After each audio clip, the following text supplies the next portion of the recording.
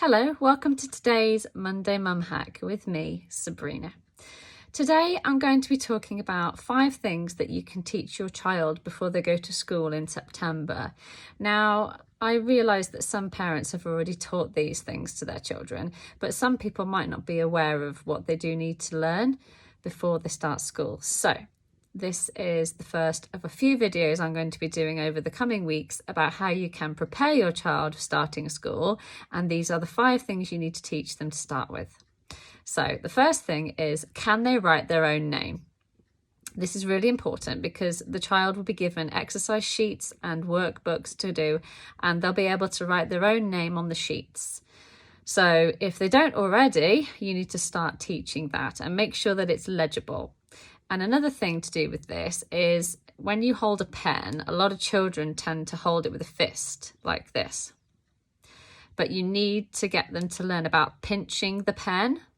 So the thumb and the first finger together, and teach them how to pinch and hold their pen correctly. Number 2 is using the toilet. Now, a lot of primary schools will have toilets very close to the classrooms or even within one door distance from the main classroom, especially for the younger children. And what your child needs to be able to do is go to the toilet and be able to flush the toilet and then wash their hands all by themselves.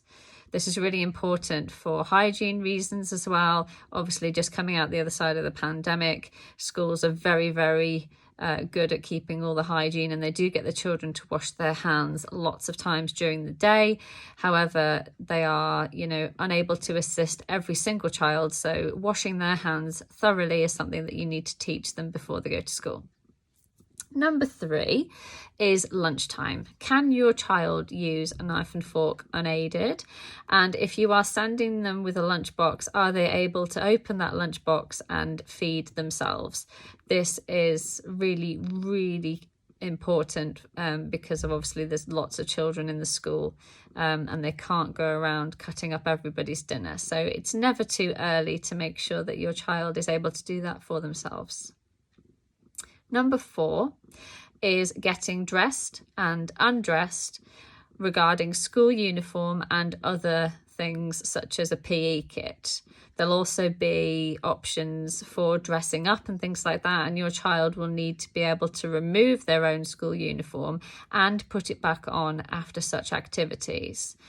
You can get the PE kit quite early. Supermarkets start selling the shorts and things in the summer.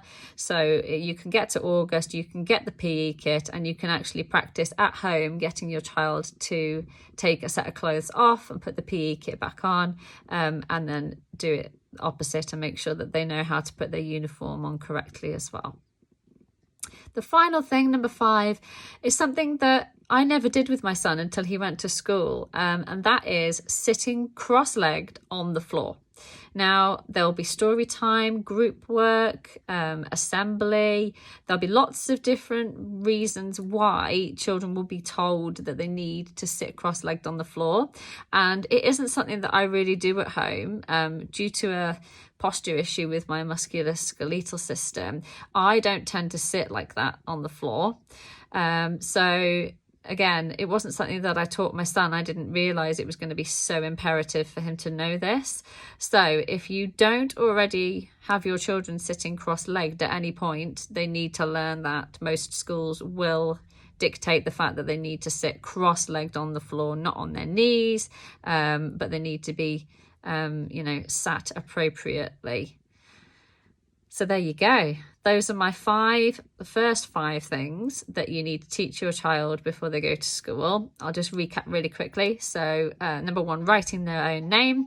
Number 2, using the toilet correctly and washing their hands. Number 3, eating with a knife and fork or being able to open lunchbox and feed themselves.